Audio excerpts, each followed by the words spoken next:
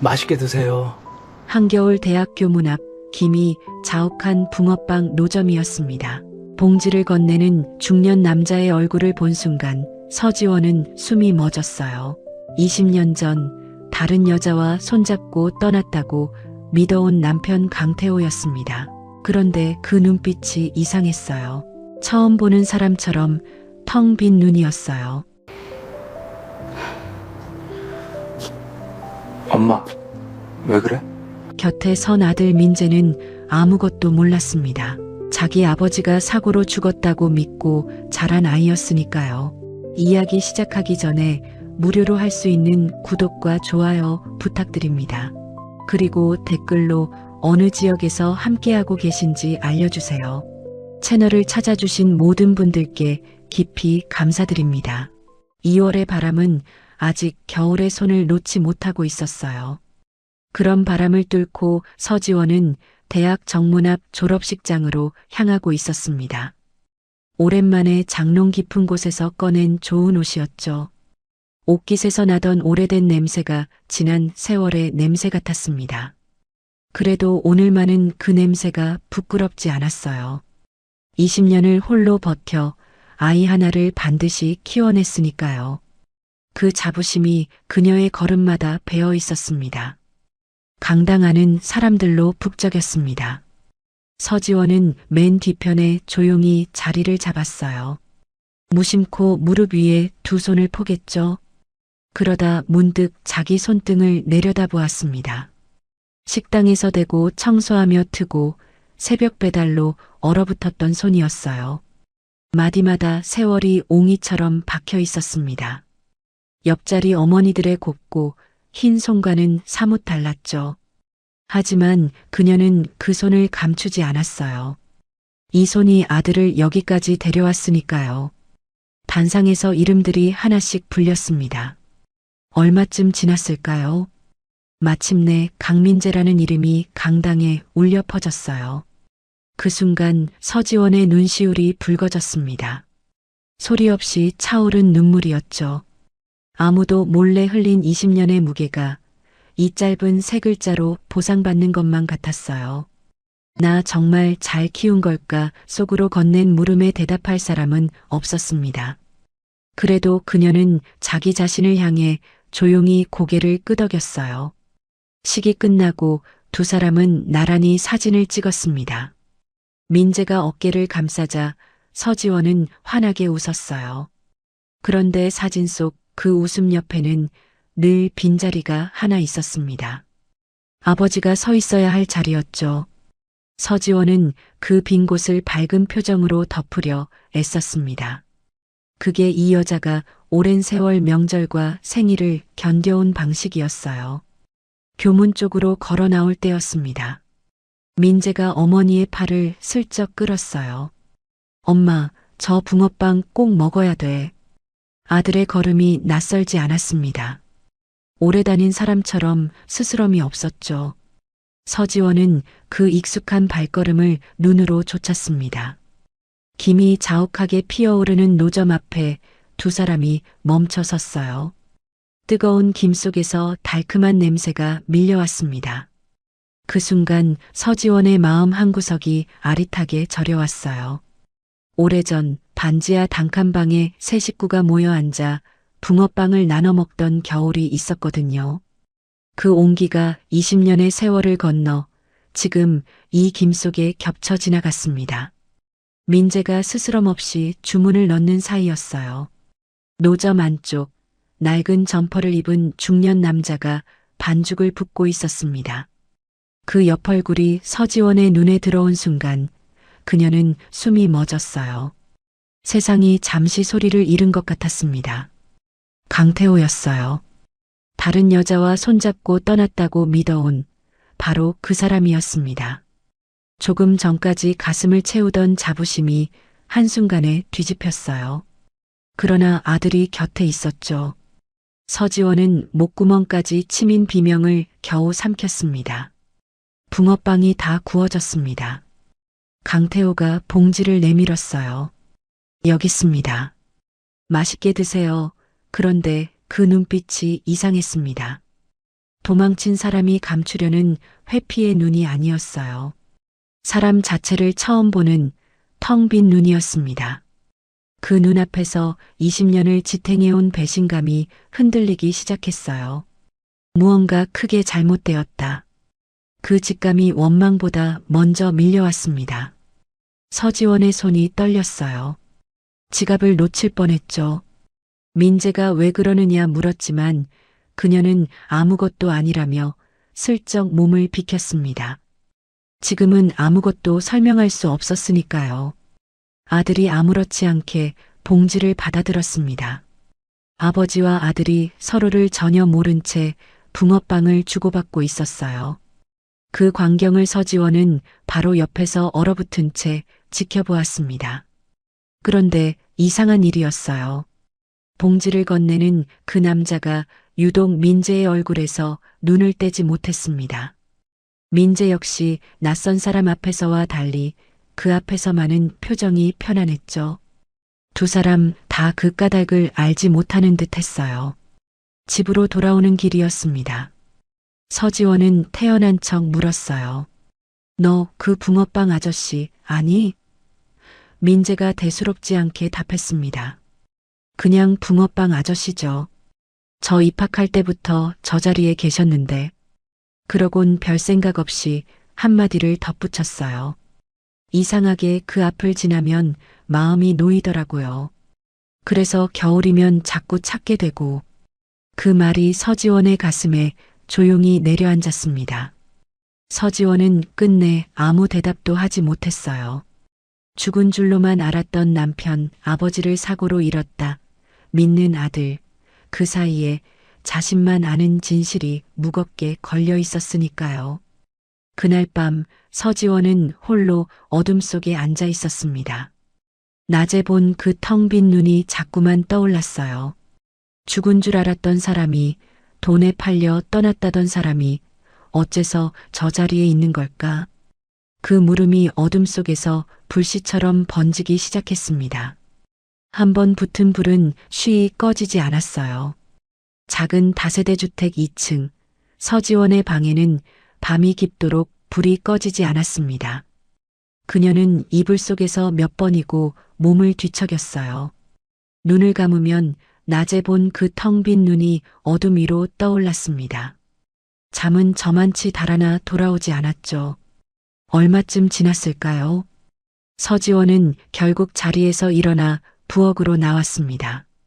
식탁 위에는 낮에 아들이 사온 붕어빵 봉지가 그대로 놓여 있었어요. 옹기는 이미 다 식어 있었습니다. 종이봉투는 기름이 밴 채 힘없이 주저앉아 있었죠. 서지원은 그 앞에 앉아 봉지를 오래 바라보았습니다. 식어버린 붕어빵 한 봉지가 마치 자기 지난 세월을 닮은 것 같았어요. 그리고 그 냄새가 굳게 닫아두었던 20년 전의 문을 조용히 밀어 열었습니다. 그 시절 서지원은 남부러울 것 없는 딸이었어요. 대성그룹 외동딸이었으니까요. 손끝에 물 한 방울 묻히지 않고 자랐습니다. 그런 그녀가 대학에서 한 남자를 만났어요. 가난한 목수 강태호였습니다. 가진 것이라곤 성실한 두 손과 맑은 웃음뿐인 사람이었죠. 그런데 그 웃음이 서지원의 마음에 봄볕처럼 스며들었어요. 어머니 윤말자 여사는 그 사랑을 결사코 반대했습니다. 딸이 끝내 결혼을 강행하던 날이었어요. 윤 여사는 차갑게 못을 박았습니다. 그 남자 손잡고 이 문을 나가는 순간 넌 내 딸이 아니다. 그 말은 칼처럼 서늘했죠. 하지만 서지원은 물러서지 않았어요. 그녀는 상속도, 이름도, 집도 전부 내려놓았습니다. 그러곤 강태호의 손을 잡고 문을 나섰어요. 이 선택을 절대 후회하지 않을 거예요. 스스로에게 건넨 다짐이기도 했죠.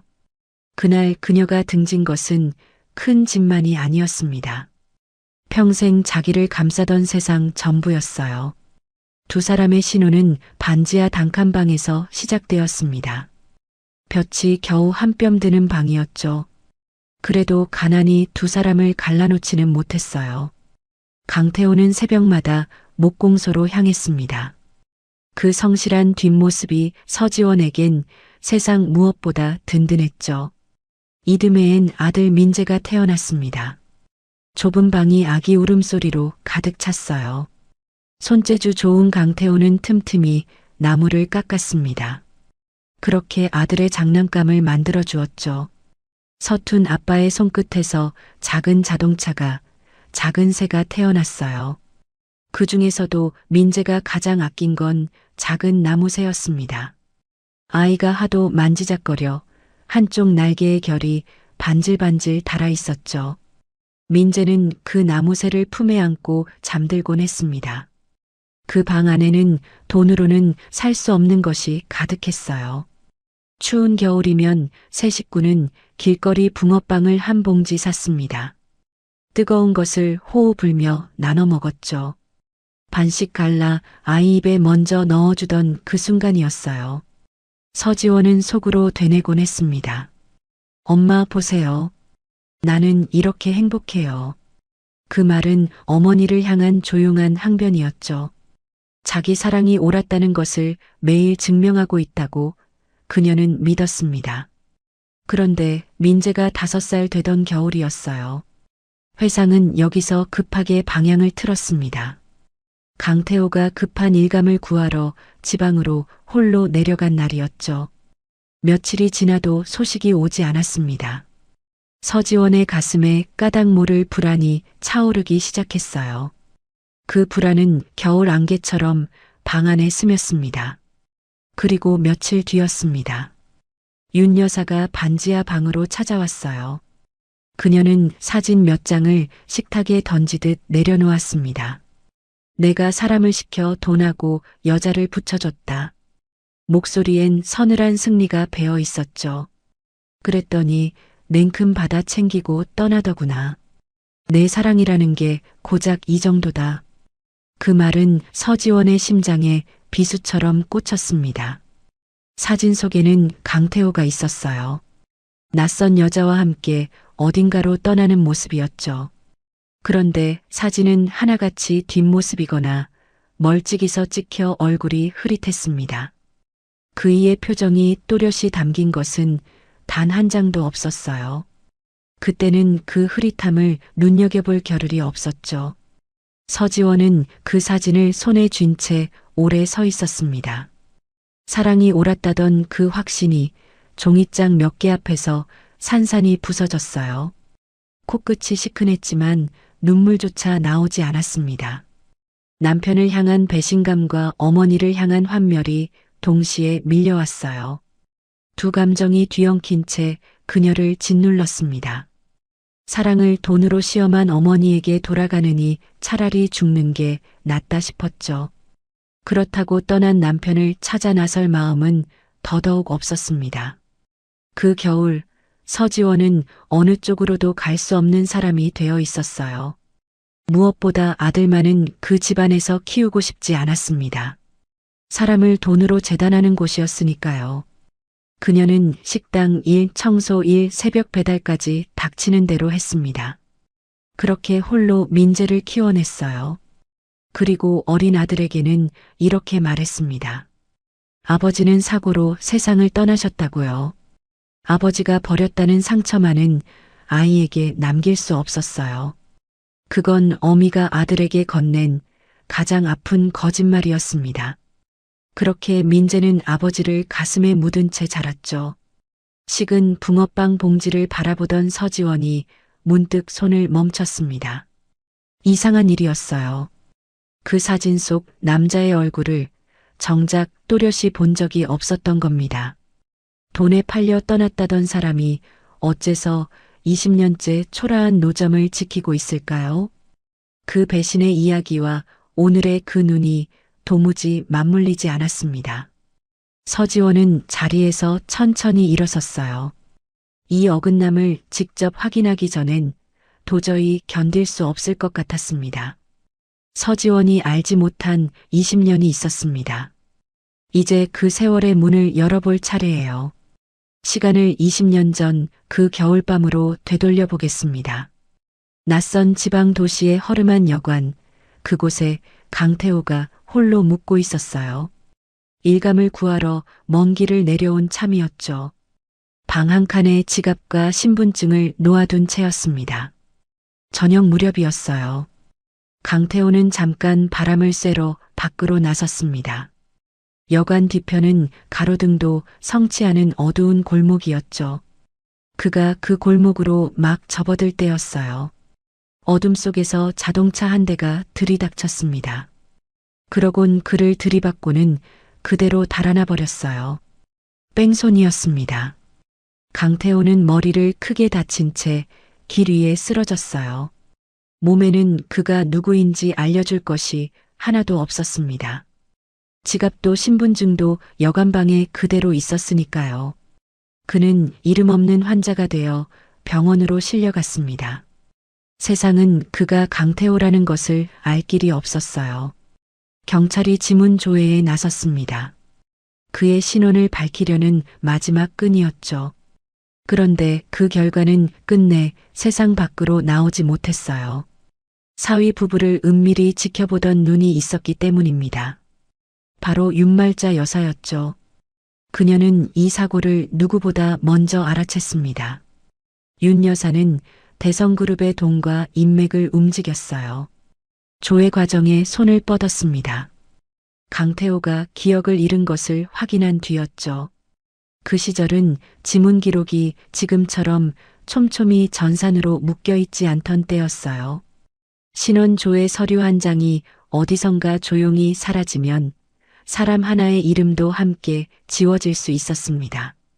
윤 여사는 바로 그 틈을 파고들었어요. 그의 신원이 밝혀질 길을 하나하나 막아버린 겁니다. 그러곤 한 발 더 나아갔습니다. 의식이 오락가락하는 그를 연고 없는 환자를 다른 병원으로 넘기듯 아무도 모르게 옮겼어요. 먼 항구 도시의 병원이었습니다.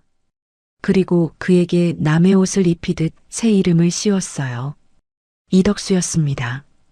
연고도 가족도 없는 무연고 고아라는 서류를 위조했죠. 사람 하나의 인생이 종이 몇 장 위에서 통째로 지워지는 순간이었습니다. 그 겨울 강태호라는 이름은 세상에서 조용히 사라졌어요. 얼마나 긴 시간이 흘렀을까요? 강태호가 온전히 정신을 차렸을 때였습니다. 그는 이미 낯선 항구 도시의 병원에 누워 있었어요. 하얀 천장이 눈에 들어왔습니다. 그런데 자기가 누구인지 아무것도 떠오르지 않았어요. 이름도 얼굴도 지나온 세월도 텅 비어 있었습니다. 의사는 그의 상태를 두고 외상성 뇌손상으로 인한 역행성 기억상실이라 했습니다. 사고로 머리를 크게 다치면서 그 이전의 기억을 통째로 잃었다는 것이었어요. 다만 이상한 점이 하나 있었습니다. 새로 겪는 일을 익히고 몸에 담는 능력만은 멀쩡했던 거예요. 사건과 이름을 담아두는 기억과 몸으로 익히는 기억은 뇌에서 각기 다른 자리를 쓴다고 했습니다. 지나온 세월은 텅 비었어도 손끝에 밴 것들만은 그대로 남아있을 수 있다는 뜻이었죠. 사람들은 그를 이덕수라고 불렀어요. 부모도 가족도 없는 고아라고 알려주었죠. 기억이 텅 빈 그에게는 그 말을 의심할 근거조차 없었습니다. 내가 정말 이덕수인가? 그렇게 묻고 또 물었지만 대답해줄 기억이 없었어요.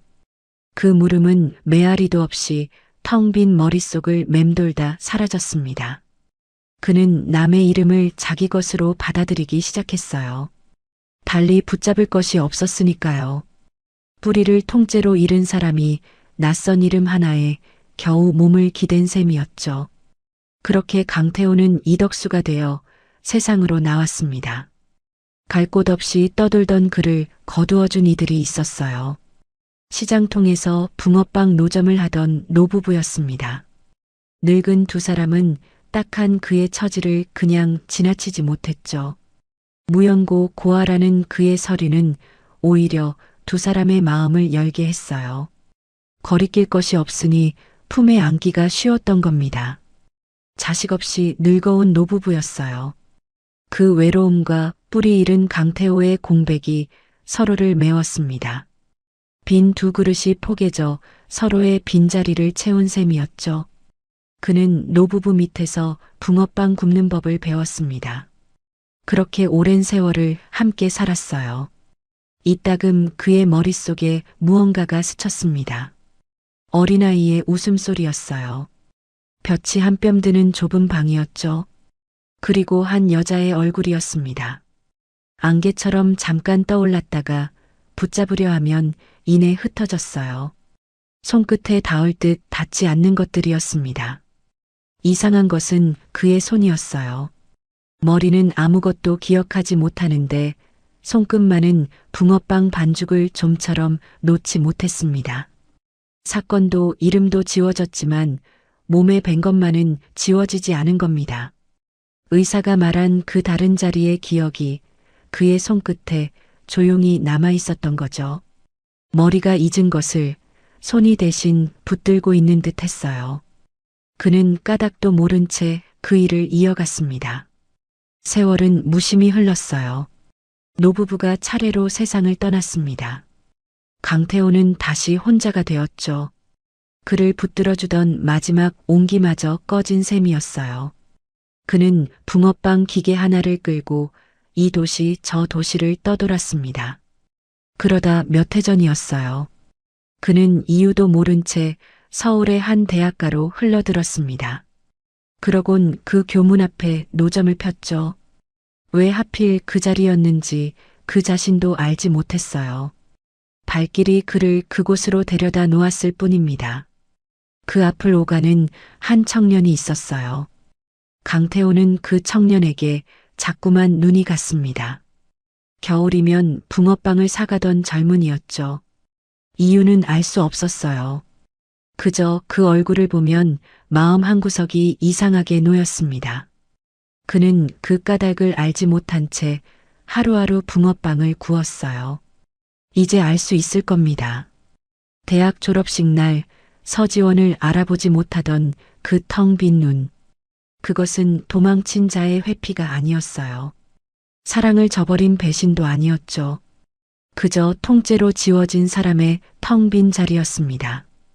강태호는 아내도 아들도 잃은 것이 아니라 자기 자신을 잃어버린 것이었어요. 그리고 그 진실을 아는 사람은 아직 세상에 아무도 없었습니다. 며칠 뒤 서지원은 다시 대학 교문 앞 붕어빵 노점을 찾았습니다. 멀찍이 서서 그 남자를 오래 바라보았어요. 낡은 점퍼를 입고 반죽을 붓는 뒷모습이었죠. 아무리 다시 봐도 그 눈은 도망친 사람의 눈이 아니었습니다.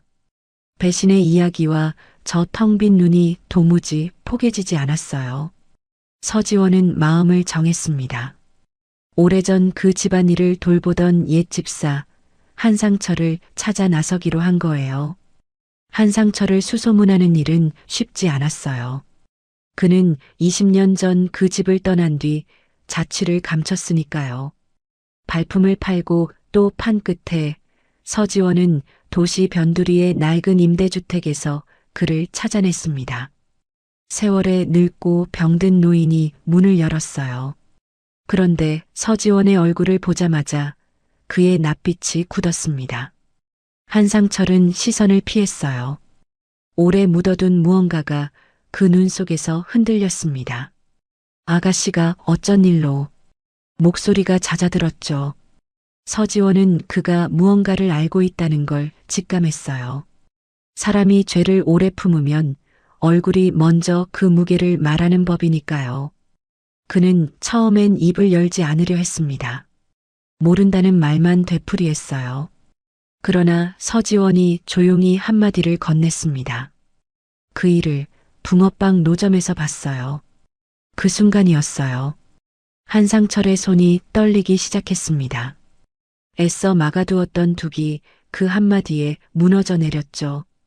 노인은 한참을 말없이 앉아 있었어요. 그러곤 낮은 목소리로 입을 뗐습니다. 그 일은 제가 했습니다. 그의 목소리가 갈라졌어요. 20년 전 기억을 잃은 강태호를 먼 항구 도시 병원으로 옮긴 사람이 바로 자신이었다는 겁니다. 이덕수라는 이름으로 서류를 꾸민 것도, 마님의 지시를 받아 실물을 처리한 것도 그의 손이었어요.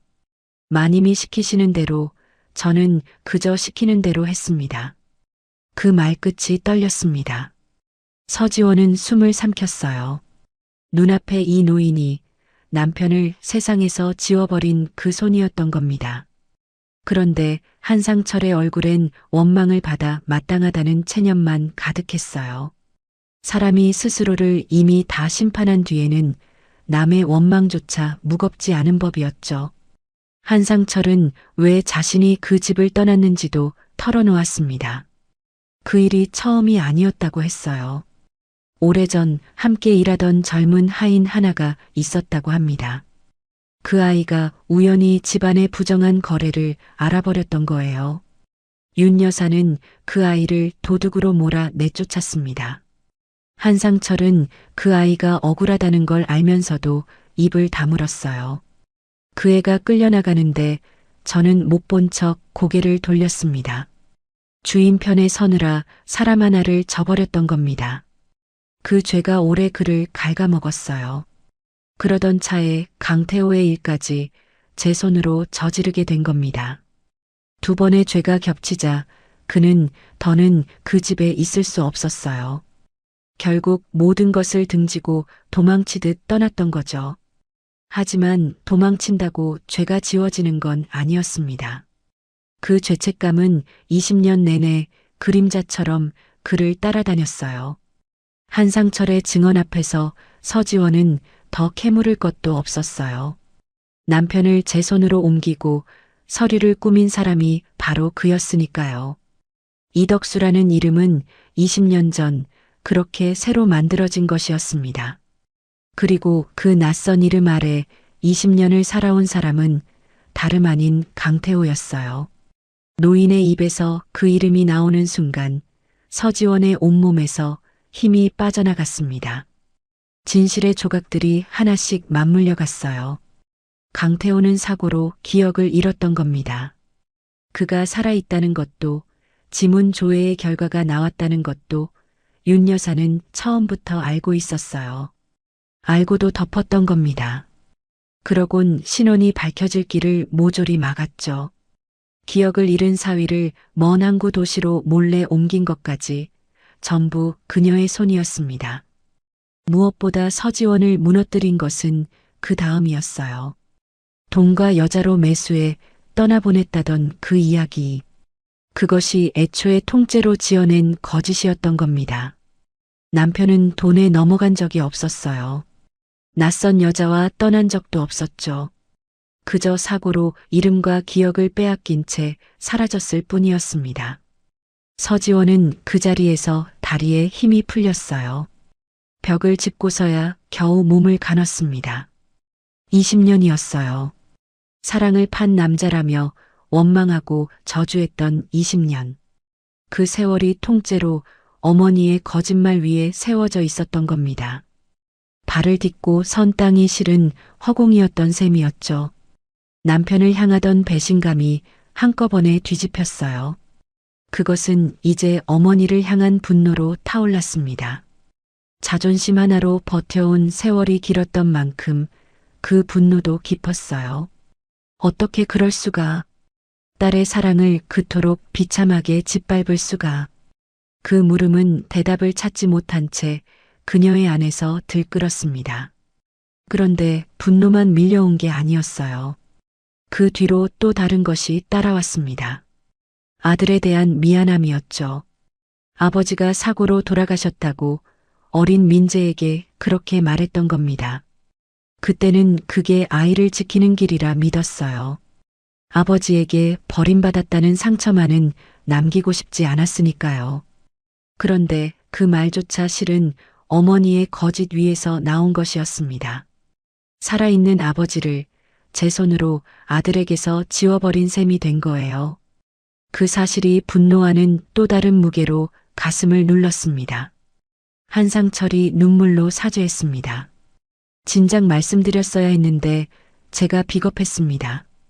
노인의 굽은 어깨가 흔들렸어요. 서지원은 그를 원망할 힘조차 남아있지 않았습니다. 그저 그가 건넨 증언을 조용히 받아들었을 뿐이에요.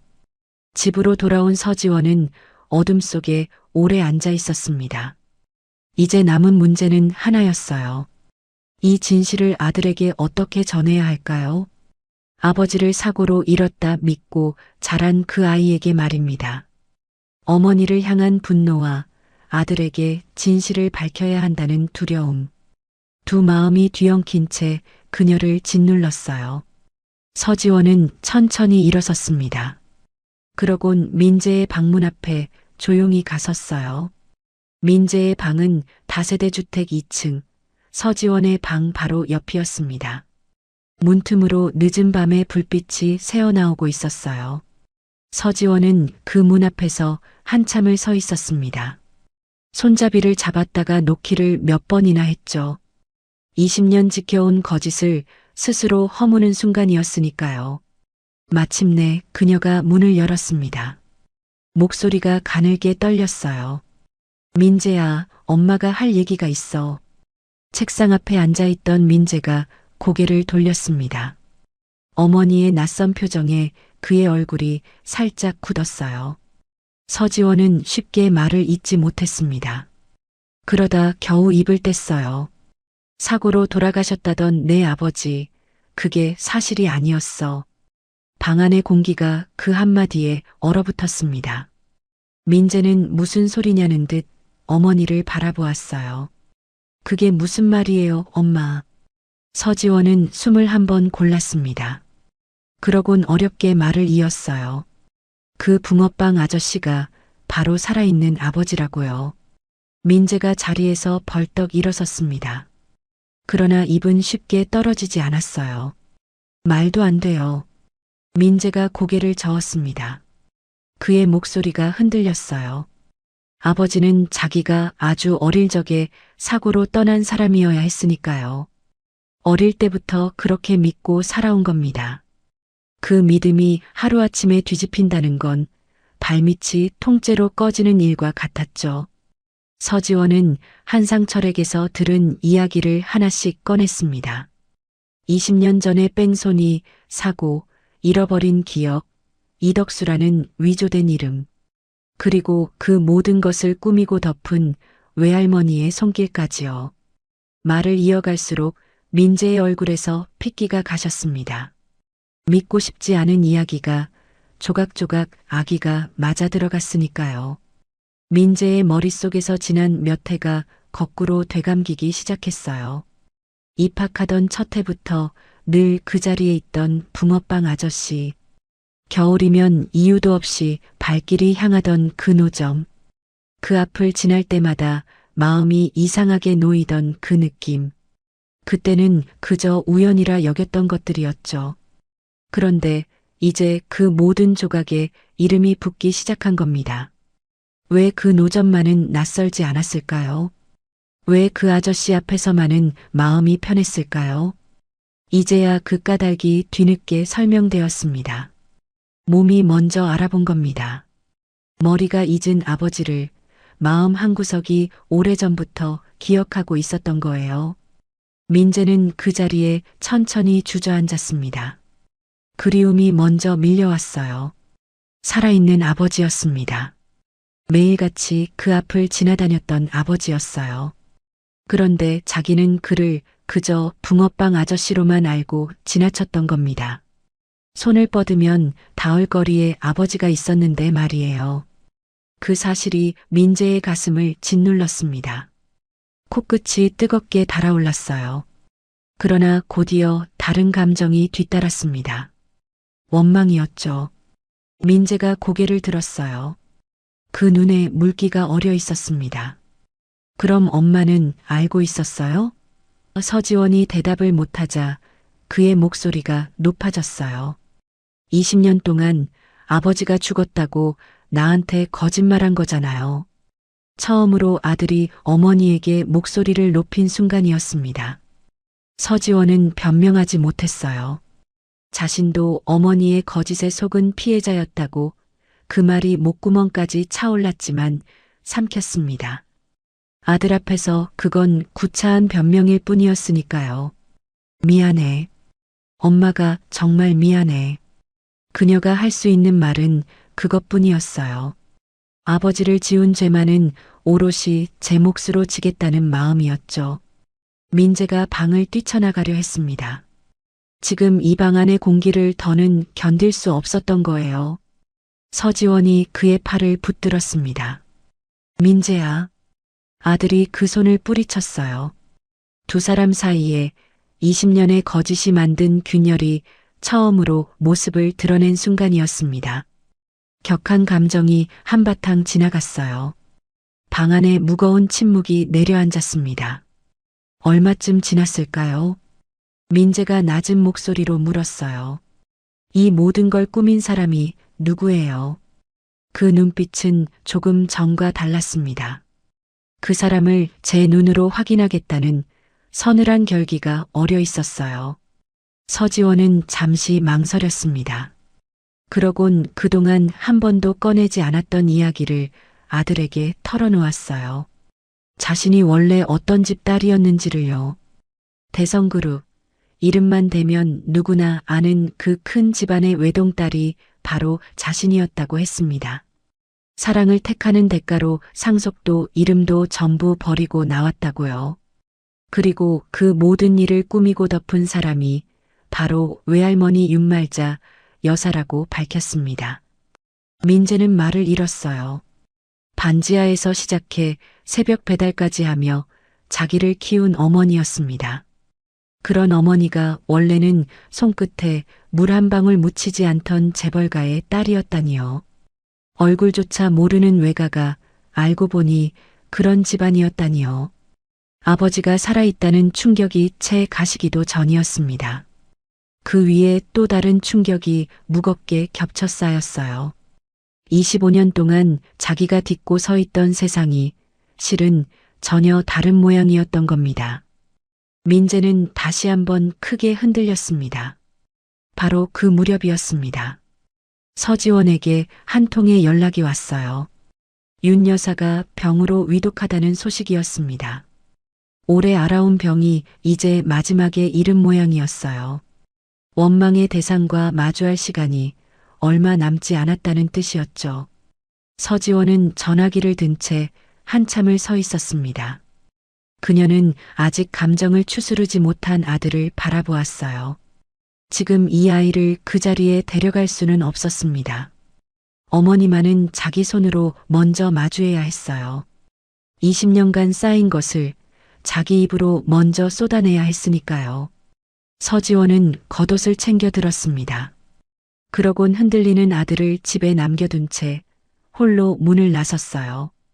대학병원 특실은 병실이라기보다 호텔방에 가까웠습니다. 넓은 창으로 도시의 불빛이 내려다 보였어요. 서지원이 그 문 앞에 섰습니다. 20년 만에 어머니를 마주하러 온 길이었죠. 문고리를 쥔 손이 차갑게 식어 있었어요. 분노와 두려움이 그 안에서 뒤엉켰습니다. 그녀는 숨을 한번 고르고 문을 열었어요. 병상에 누운 윤 여사는 예전의 위세를 잃은 모습이었습니다. 병색이 완연했어요. 한때 온 집안을 호령하던 사람이 이제는 마른 나뭇가지처럼 이불 위에 누워 있었죠. 그런데 딸을 바라보는 그 눈빛만은 여전히 서늘했습니다. 몸은 쓰러져도 그 오만함만은 끝내 꺾이지 않은 듯 했어요. 서지원은 감정을 억눌렀습니다. 그러곤 첫마디로 한상철의 이름을 꺼냈어요. 한상철 씨를 만났어요, 어머니. 그 순간 윤 여사의 얼굴이 미세하게 흔들렸습니다. 그러나 이내 시치미를 뗐어요. 그 사람이 뭐라 짓거리든 목소리는 힘이 없었지만 태도만은 여전했죠. 서지원이 준비해 온 것들을 하나씩 병상 앞에 내려놓았습니다. 위조된 이덕수라는 신분, 항구도시 병원으로 옮긴 기록, 확보한 증거가 이불 위에 차곡차곡 쌓여갔어요. 윤 여사는 처음엔 무슨 소리냐며 부정했습니다. 그러나 딸이 지문 조회를 덮은 정황까지 짚어나가자 더는 발뺌하지 못했어요. 그녀의 입술이 파르르 떨렸습니다. 마침내 윤 여사가 모든 것을 인정했어요. 하지만 그 입에서 나온 건 반성이 아니었습니다. 다 가문을 지키려던 거다. 그녀가 힘겹게 말을 이었어요. 너를 되찾으려던 것뿐이야. 자기 죄를 뉘우치는 대신 그것을 명분으로 덮으려 한 겁니다. 사람이 평생 쥐고 산 논리는 죽음 앞에서도 쉬이 놓이지 않는 법이었죠. 서지원의 안에서 20년이 한꺼번에 터져 나왔습니다. 가문이요? 저를 되찾아요? 그녀의 목소리가 떨렸어요. 식당에서 대고 청소하며 트고 새벽마다 언손을 불며 살아온 세월. 아들 하나를 반드시 키우려 이 악물고 버틴 그 세월. 그 전부가 어머니가 지어낸 거짓말 위에 세워져 있었다는 것을 그녀는 정면으로 짚었습니다. 어머니가 지어낸 그 거짓말 때문에 서지원의 목소리가 갈라졌어요. 저는 사랑하는 사람을 원망하며 20년을 살았어요.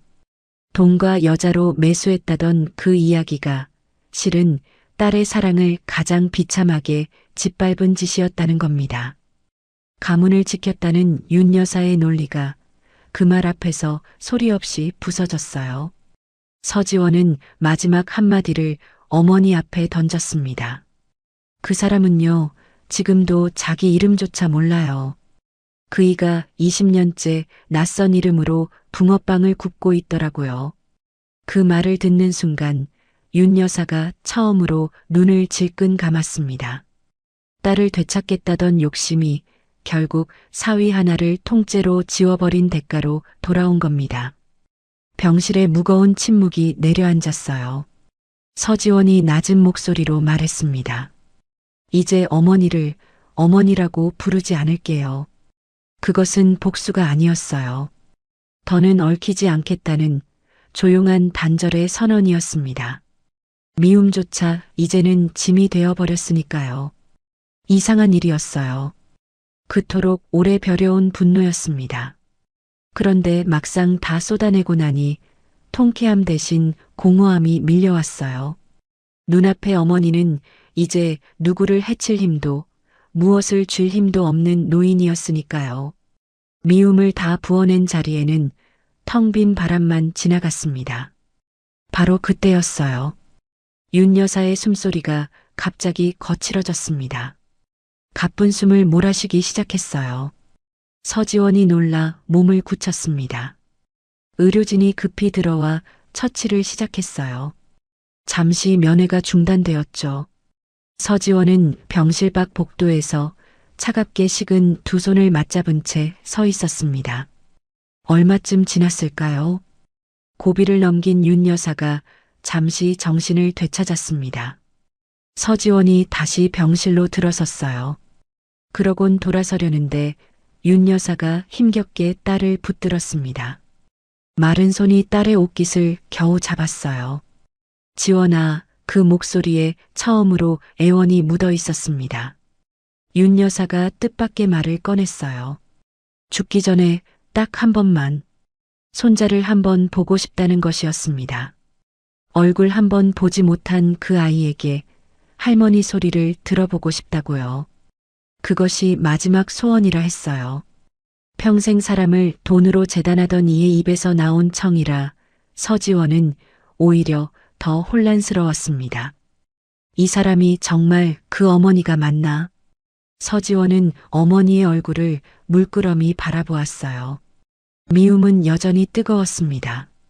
그런데 죽어가는 사람의 마지막 청 앞에서 마음이 자꾸 흔들렸어요. 용서할 수 없는 사람이었죠. 하지만 그 마지막 소원마저 내치는 것이 과연 옳은 일일까요? 서지원은 아무 대답도 하지 못했습니다. 아들을 이 자리에 데려와야 할지 도무지 답이 서지 않았어요. 이미 상처받을 대로 상처받은 아이였으니까요. 그 아이에게 이 무거운 짐까지 지울 수는 없었습니다. 그녀는 병실 문을 조용히 나섰어요. 복도의 서늘한 공기 속에서 그 물음만이 오래도록 그녀를 붙들고 놓아주지 않았습니다. 병원을 다녀온 뒤 서지원은 다세대 주택 2층 방에서 며칠을 홀로 앓았습니다. 밥도 제대로 넘기지 못했어요. 도저히 용서할 수 없는 어머니의 마지막 청과 아들에게 그 짐을 지울 수 없다는 마음. 두 생각이 밤낮으로 그녀 안에서 부딪혔습니다. 어느 쪽으로도 걸음이 떨어지지 않았어요. 그렇게 며칠이 무겁게 흘러갔습니다. 그 무렵 민재는 어머니가 털어놓은 진실을 홀로 곱씹고 있었어요. 자기가 재벌가의 외손자였다는 사실. 그 사실이 며칠이 지나도 좀처럼 실감나지 않았습니다. 그런데 이상하게도 곱씹을수록 원망보다 다른 것이 커졌어요. 어머니는 그 큰 집을, 그 모든 것을 제 발로 버린 사람이었으니까요. 민재는 좁은 방 안을 둘러보았습니다. 반지하에서 시작해 겨우 올라온 2층 단칸방이었죠. 어머니가 손끝에 물 한 방울 안 묻히던 사람이었다니. 그런 사람이 이 좁은 방에서 언손을 불며 자기를 키운 겁니다. 사랑 하나 지키겠다고 세상 전부를 등진 사람이었어요. 그 무게가 뒤늦게 민재의 가슴을 눌렀습니다. 엄마는 대체 어떤 마음으로 그 세월을 견딘 걸까? 민재는 속으로 물었어요. 원망하던 마음 한구석이 조금씩 허물어지기 시작했습니다. 어머니 역시 어머니의 어머니에게 짓밟힌 피해자였음을 그제야 헤아리게 된 거죠. 미움만으로는 설명되지 않는 세월이 거기 있었습니다. 바로 그 무렵이었어요. 윤 여사의 병세가 다시 위독하다는 연락이 왔습니다.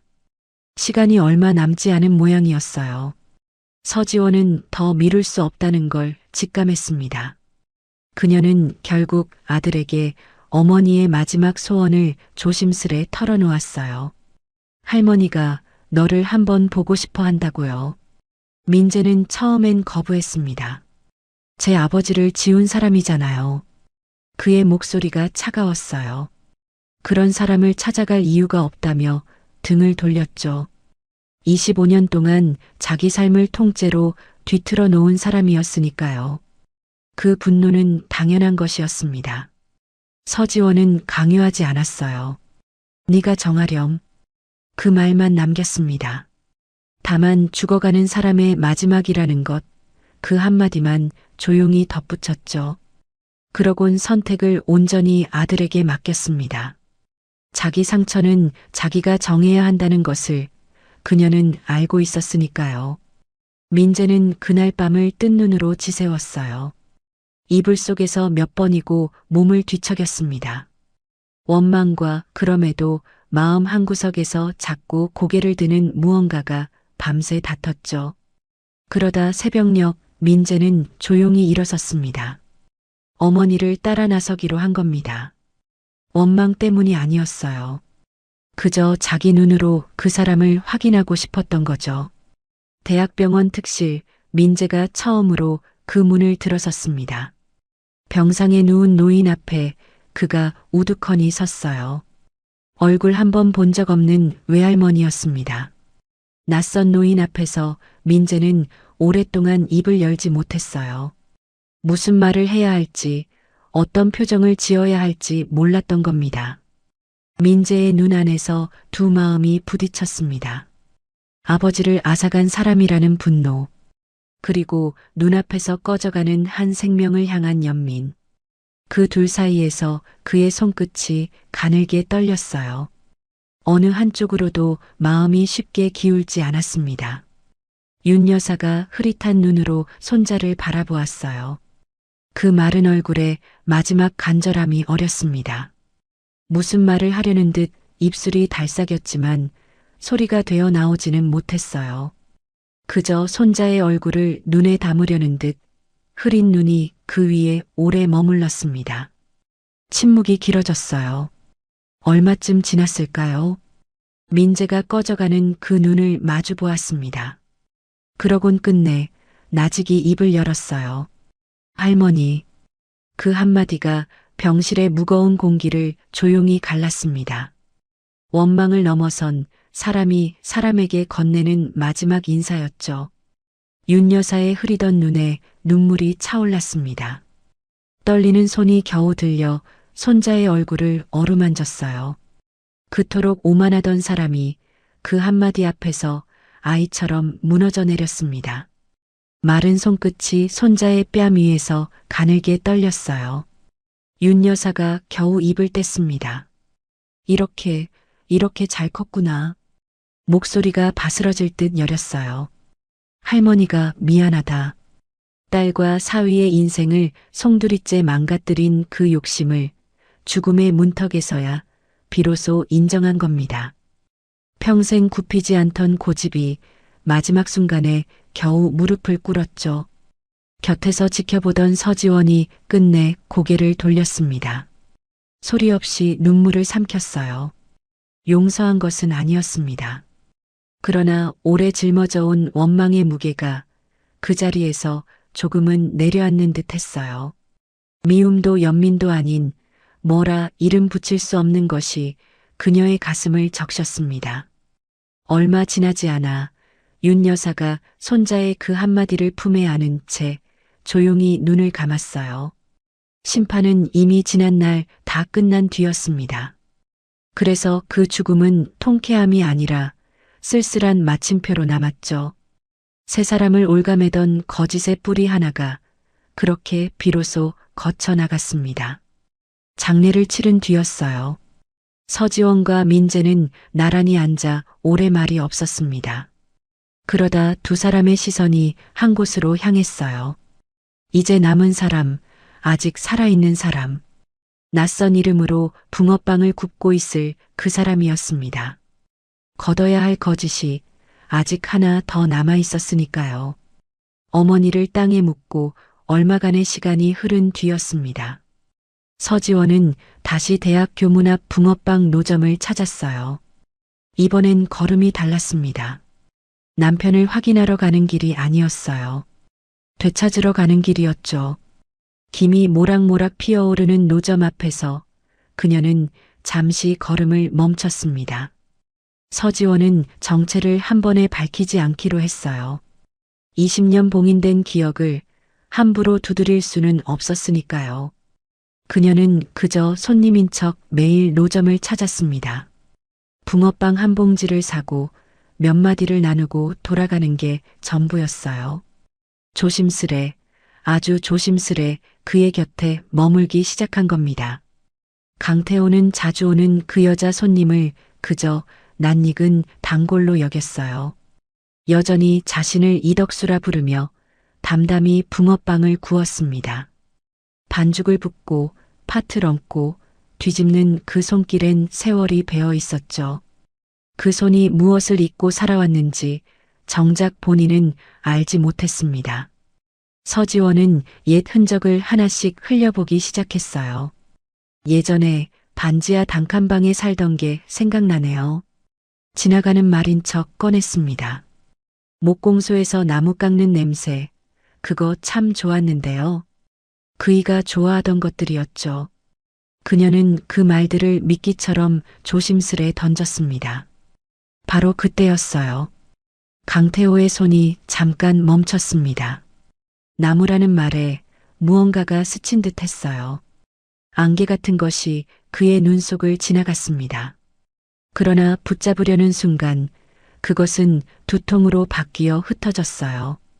그가 미간을 찌푸리며 관자놀이를 짚었습니다. 서지원의 가슴이 철렁했어요.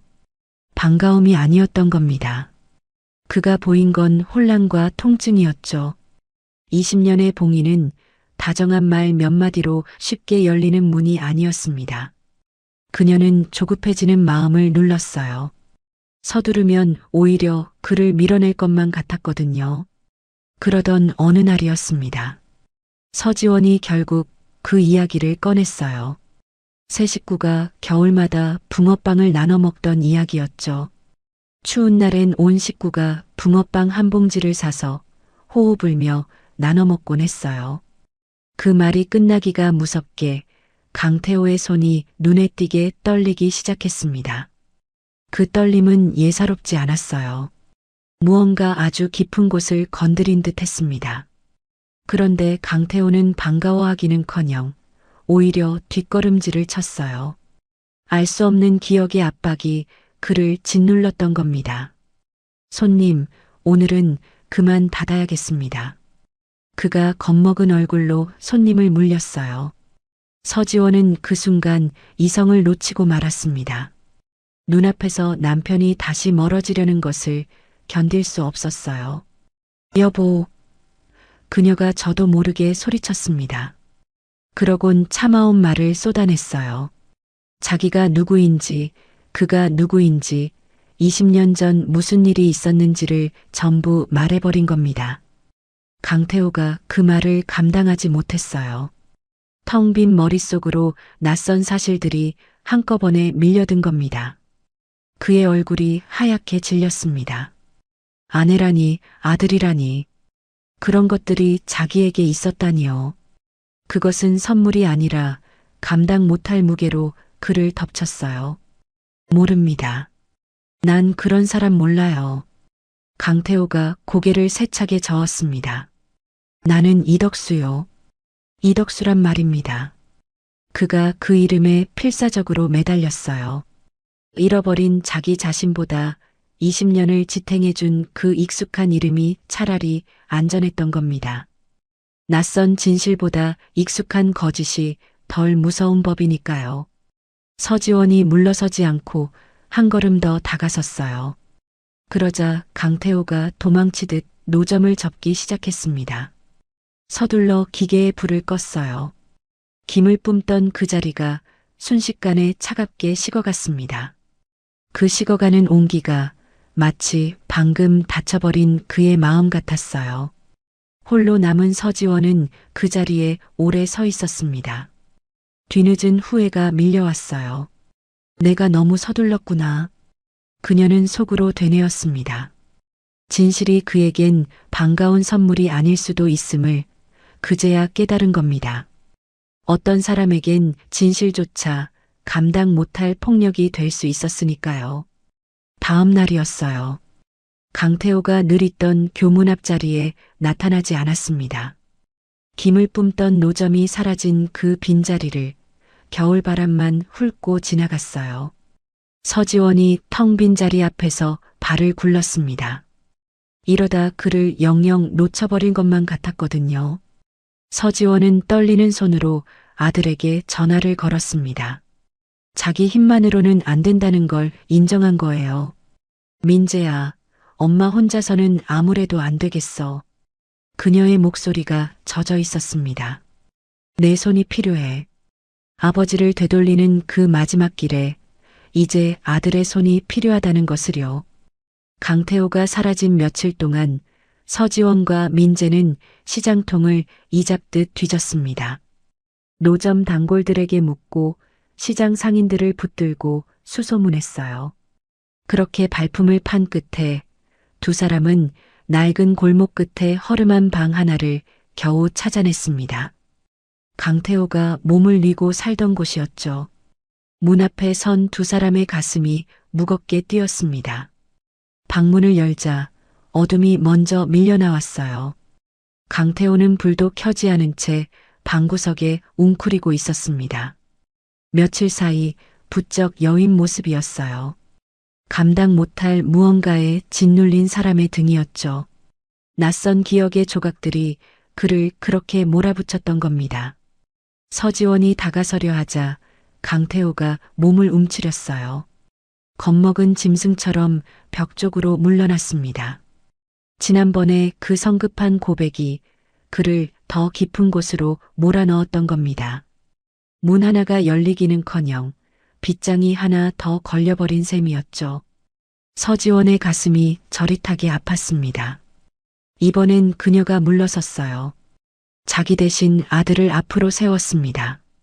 진실을 다시 들이미는 대신 그저 아이를 곁에 두기로 한 거예요. 말로 두드려 열 수 없는 문이라면 온기로 녹이는 수밖에 없었으니까요.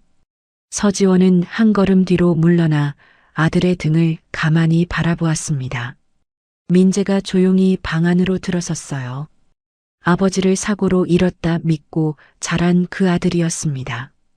20년 만에 살아있는 아버지 앞에 처음으로 마주 선 순간이었죠. 그런데 민재는 아무 말도 하지 않았어요. 다그치지도 매달리지도 않았습니다. 민재는 먼저 방에 불을 켰습니다. 그러곤 식어있던 방에 온기를 들였어요. 낡은 보일러를 만지고 차가운 방바닥에 손을 대보았죠. 그런 다음 강태호의 곁에 조용히 앉았습니다. 아무것도 묻지 않고 그저 곁을 지키는 것. 그 말 없는 태도에 강태호의 굳은 경계가 조금씩 풀리기 시작했어요. 강태호가 처음으로 그 청년의 얼굴을 가까이서 마주했습니다. 그런데 어딘가 낯이 익었어요. 교문 앞에서 이유도 모른 채 자꾸만 눈이 가던 바로 그 청년이었던 겁니다. 겨울이면 붕어빵을 사가던 그 편안한 얼굴. 그 얼굴을 이렇게 가까이서 보게 될 줄은 몰랐죠. 바로 그때였어요. 안개처럼 스치기만 하던 것이 처음으로 또렷해지기 시작했습니다. 어린아이의 웃음소리였어요.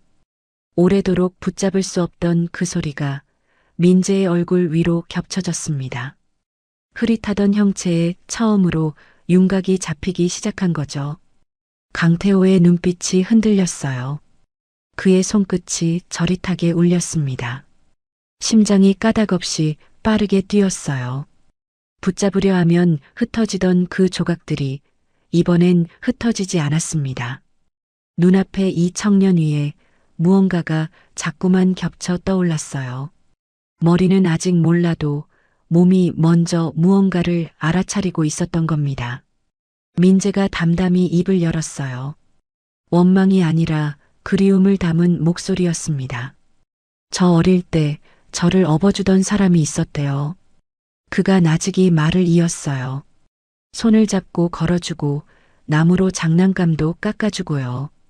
아버지에 대한 어린 기억을 그렇게 조심스레 건넸습니다. 강태호의 눈에서 이유 모를 눈물이 흘러내렸어요. 그가 왜 우는지 본인도 알지 못했습니다.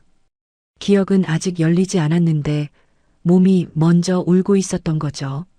마음 깊은 곳에 무언가가 이 청년을 향해 손을 뻗고 있었던 겁니다.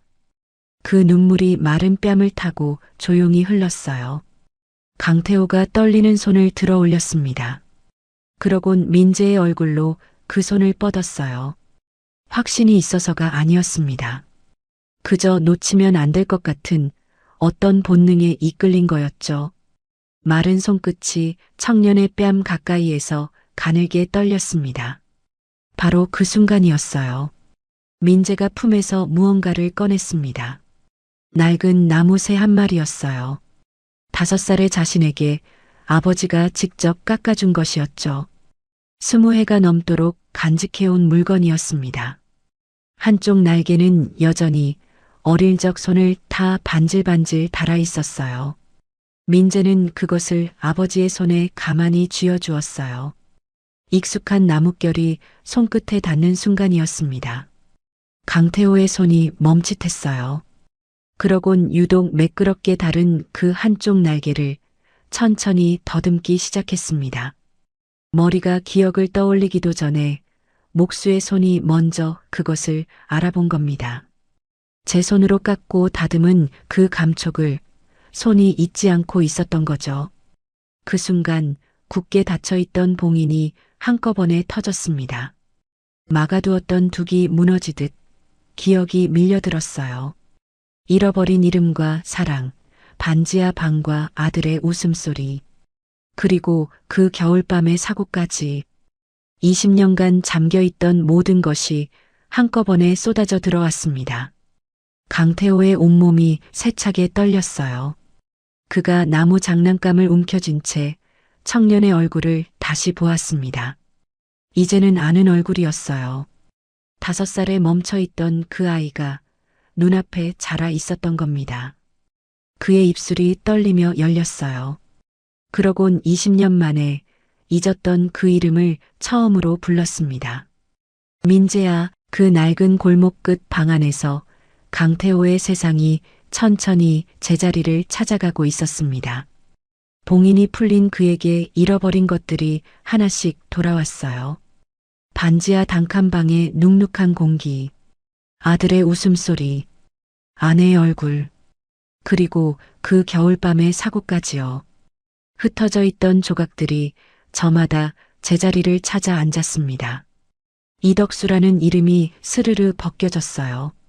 남이 억지로 씌운 껍데기였죠. 그 아래에서 강태호라는 사람이 다시 모습을 드러냈습니다. 20년을 텅 비어 있던 그 눈에 마침내 사람이 돌아와 있었어요. 잃어버린 것은 기억만이 아니었습니다. 자기 자신이었죠. 이제 그 자신이 돌아온 겁니다. 강태호가 떨리는 목소리로 이름들을 불렀습니다. 지원아. 그러곤 아들을 보며 또 한 번 민재야. 20년 만에 제 입으로 부르는 이름들이었어요. 그 이름들이 그의 입술 위에서 가늘게 떨렸습니다. 오래 잃었던 것을 되찾은 사람만이 아는 그런 떨림이었죠. 문 밖에서 지켜보던 서지원이 안으로 뛰어들었습니다. 세 사람이 서로를 끌어안았어요. 죽은 줄만 알았던 아버지가 살아 돌아온 그 자리였습니다. 20년의 이별이 그 포옹 안에서 한꺼번에 무너져 내렸어요. 세 사람은 오래도록 서로를 아는 채 소리내어 울었습니다. 강태호가 아들의 얼굴을 두 손으로 감쌌어요. 그러곤 사과와 그리움을 함께 쏟아냈습니다. 아빠가 미안하다. 이렇게 클 때까지 몰라봐서. 5살에 멈춰있던 아버지의 정이 20년을 훌쩍 건너뛰어 다시 이어지는 순간이었죠. 민재는 아무 말도 못한 채 그저 아버지의 손에 제 얼굴을 묻었습니다. 며칠이 지난 어느 밤이었어요. 서지원은 남편에게 그동안의 진실을 조심스레 털어놓았습니다. 어머니가 꾸민 거짓말, 조작된 사진, 그리고 자신이 원망으로 흘려보낸 20년까지요. 처음으로 그 무거운 이야기를 제 입으로 꺼낸 겁니다. 말하는 내내 그녀의 목소리가 젖어 있었어요. 강태호는 아내를 원망하지 않았습니다. 오히려 그 손을 가만히 맞잡았어요. 당신 잘못이 아니야. 그가 나직이 말했습니다. 홀로 아들을 지켜낸 그 20년을 그는 먼저 알아봐 주었죠. 서로가 서로를 원망할 수도 있었던 세월이었어요. 그러나 두 사람은 원망 대신 서로의 손을 택했습니다. 장면이 몇 달 뒤로 흘러갑니다. 세 식구가 함께 사는 작은 집이었어요. 그 집 한쪽에 강태호가 작은 목공 작업대를 들였습니다. 그가 다시 목수의 연장을 손에 쥐었어요. 나무를 깎고 다듬는 그 손길이 오래 쉬었어도 조금도 낯설지 않았습니다. 손이 기억하고 있었던 거죠. 작업대 앞에 앉은 강태호가 무언가를 깎고 있었어요. 나뭇밥이 발치에 소복이 쌓여갔습니다. 20년 전 어린 아들에게 장난감을 깎아주던 그 손길이었어요. 그 손길이 이제 자연스럽게 되살아나 있었습니다. 잃어버렸던 세월이 그 손끝에서 조용히 이어붙고 있었던 거죠. 윤 여사가 남긴 것은 원망만이 아니었습니다. 대성그룹의 지분과 재산이 법에 따라 하나뿐인 딸 서지원에게로 돌아왔어요. 한때 제 발로 등졌던 그 모든 것이 20년을 돌아 다시 그녀의 손에 쥐어진 겁니다. 서지원은 그 앞에서 오래 망설였습니다. 어머니를 용서한 것은 아니었어요. 그러나 이 유산까지 내치는 것이 과연 남은 세 식구를 위한 길일까요? 그녀는 결국 상속을 받아들이기로 했습니다. 다만 그 방식만은 어머니와 달랐어요. 막대한 상속세를 치르고 남은 지분을 그녀는 회장실의 자리와 맞바꾸지 않았습니다. 경영은 오랜 세월 회사를 지켜온 전문 경영인에게 맡겼어요. 자신은 그저 대주주로 한 발 물러나 회사가 사람을 돈으로 재단하지는 않는지 지켜보는 자리에만 서기로 했죠. 소유하되 군림하지 않는 것. 그것이 어머니의 방식에 대한 그녀의 조용한 대답이었습니다. 그 덕분에 새 식구의 겨울은 한결 넉넉해졌어요. 그러나 달라진 것은 형편뿐이었습니다. 반지하에서 이어온 그 소박한 온기만은 넓어진 집안에서도 조금도 변하지 않았죠. 이제 붕어빵 노점의 의미도 달라졌어요. 한때는 낯선 이름으로 하루하루를 버티던 생계의 짐이었죠. 그런데 이제는 아니었습니다. 겨울이면 새 식구가 함께 찾는 추억의 자리가 된 거예요. 같은 노점이었지만 그 앞에 선 사람들의 마음은 온전히 달라져 있었습니다. 어느 겨울날이었어요. 세 사람이 그 노점 앞에 나란히 섰습니다. 이제 강태호는 그 자리에 서서 붕어빵을 굽는 사람이 아니었어요. 새 식구와 함께 봉지를 사는 그저 한 사람의 손님이었죠. 각 구운 붕어빵 한 봉지를 받아든 그가 그중 하나를 아내와 아들에게 나눠 건넸습니다. 한때 텅 빈 눈으로 붕어빵 드릴까요 하며 낯선 이들에게 봉지를 내밀던 사람이었어요. 그런데 이제는 달랐습니다. 가족을 알아보는 따뜻한 눈으로 그 붕어빵을 나누고 있었죠. 낯선 이에게 팔던 손이 이제는 제 식구에게 건네는 손이 된 겁니다. 같은 자리, 같은 붕어빵이 정반대의 의미로 돌아온 순간이었어요. 세 사람이 붕어빵을 호호 불며 나눠 먹었어요. 20년 전 반지하 방에서 나누던 그 겨울의 온기였습니다. 그때는 손가락 사이로 흩어져 버렸던 온기였죠. 그런데 이번엔 흩어지지 않았어요. 세 사람 곁에 온전히 머물렀습니다. 잃어버렸던 그 겨울이 마침내 제자리로 돌아온 겁니다. 민재가 아버지에게서 무언가를 건네받았어요. 새로 깎은 나무 새 한 마리였습니다. 5살에 받았던 그 낡은 새와 꼭 닮았지만 이번엔 두 날개가 온전했어요. 달아있던 한쪽 날개가 아버지의 손끝에서 새로 여물어 돌아온 셈이었죠. 끊어진 줄 알았던 아버지와 아들의 시간이 그 나뭇결을 타고 다시 흐르기 시작한 겁니다. 민재가 그것을 오래도록 손에 쥐고 있었습니다. 서지원은 조금 떨어진 곳에서 두 부자를 바라보았어요. 그 얼굴에 옅은 미소가 번졌습니다. 20년 전 어머니는 말했었죠. 언젠가 버림받고 후회하며 기어들어올 거라고요. 그러나 그녀는 끝내 후회하지 않았습니다. 자신의 사랑이 옳았음을 이 한 장면으로 비로소 온전히 증명해낸 거예요. 그날 하늘에서 첫눈이 조용히 내렸습니다. 차갑고 길었던 이별의 계절이 마침내 끝나 있었어요. 눈이 소복이 쌓인 그 자리에 뒤늦은 봄볕 같은 온기가 스며들었습니다. 세 식구가 함께 선 그 겨울 위로 오래 기다려온 봄이 조용히 내려앉고 있었죠. 그렇게 20해의 겨울이 끝을 맺었습니다. 여러분, 오늘 이야기는 어떠셨나요? 살다 보면 누구에게나 잃어버린 겨울이 하나쯤 있는 것 같습니다. 돌아갈 수 없다 믿었던 시간, 이미 끝났다고 접어둔 자리 말이에요. 그런데 어쩌면 그 겨울은 사라진 게 아니라 우리가 알아보지 못한 채 곁을 스쳐 지나고 있었는지도 모릅니다. 매일 지나던 골목 어귀에서 익숙한 냄새의 한 자락에서요. 머리로는 잊어도 마음이 먼저 기억하는 것들이 있으니까요. 오늘 하루 무심코 지나친 어떤 온기가 실은 오래 나를 기다려온 것은 아니었을까요? 그 물음 하나 여러분께 남겨두고 싶었습니다. 오늘 준비한 영상은 여기까지입니다. 영상이 즐거우셨다면 구독과 좋아요, 댓글 부탁드립니다. 시청해주셔서 감사합니다.